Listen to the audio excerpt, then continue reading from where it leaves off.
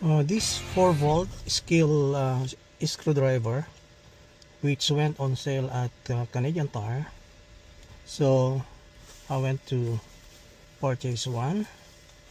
And this screwdriver, aside from being electronic or electric, because it uses 4 volts battery, it doubles up as an AC live tester.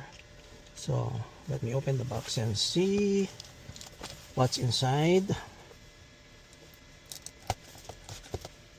Okay, let's open it. Okay, there you go.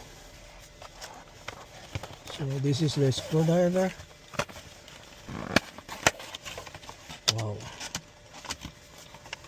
Wow, looks good. And the bits, the screwdriver bits are here. Let me count how many bits is included. Oh wow, it has an adapter. Okay, there's there's even a drill bit. So 1, 2, 3, 4, 5, 6, 7, 8 screwdriver bits, this extension, and a drill bit. So okay, this is the charging cable.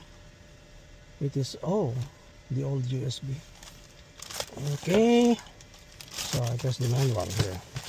Now let's scrutinize the screwdriver itself.